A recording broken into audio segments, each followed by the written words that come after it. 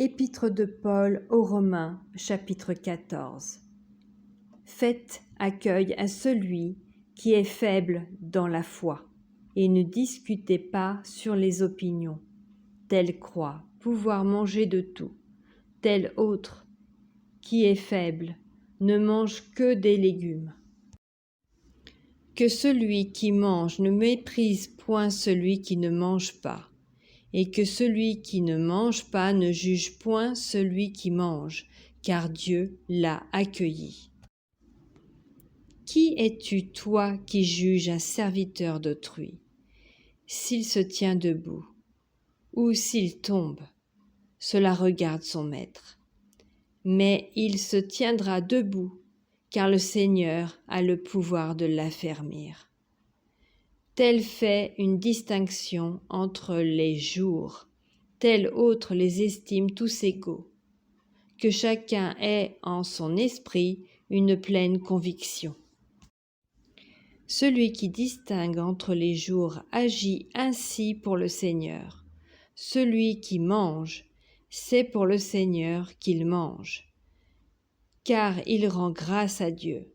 Celui qui ne mange pas, c'est pour le Seigneur qu'il ne mange pas, et il rend grâce à Dieu.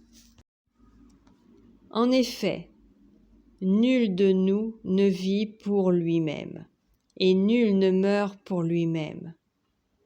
Car si nous vivons pour le Seigneur. Et si nous mourrons pour le Seigneur. Soit donc que nous vivions, soit que nous mourions, nous sommes au Seigneur. Car Christ est mort, et il a vécu afin de dominer sur les morts et sur les vivants. Mais toi, pourquoi juges-tu ton frère? Ou toi, pourquoi méprises-tu ton frère? Puisque nous comparaîtrons tous devant le tribunal de Dieu. Car il est écrit, « Je suis vivant, dit le Seigneur. Tout genou fléchira devant moi, et toute langue donnera gloire à Dieu. » Ainsi, chacun de nous rendra compte à Dieu pour lui-même. Ne nous jugeons donc plus les uns les autres, mais pensez plutôt à ne rien faire, qui soit pour votre frère une pierre d'achoppement ou une occasion de chute. Je sais et je suis persuadé par le Seigneur Jésus-Christ que rien n'est impur en soi et qu'une chose n'est impure que pour celui qui la croit impure. Mais si, pour un aliment, ton frère est attristé, tu ne marches plus selon l'amour. Ne cause pas par ton aliment la perte de celui pour lequel Christ est mort. Que votre privilège ne soit pas un sujet de calomnie. Car le royaume de Dieu, ce n'est pas le manger et le boire, mais la justice, la paix et la joie par le Saint-Esprit. Celui qui sert Christ de cette manière est agréable à Dieu et approuvé des hommes.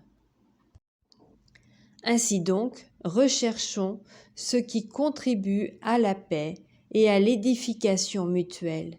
Pour un aliment, ne détruis pas l'œuvre de Dieu. À la vérité, toutes choses sont pures, mais il est mal à l'homme, quand il mange, de devenir une pierre d'achoppement. Il est bien de ne pas manger de viande, de ne pas boire de vin, et de s'abstenir de ce qui peut être pour ton frère une occasion de chute, de scandale ou de faiblesse. Cette foi que tu as, garde-la pour toi, devant Dieu.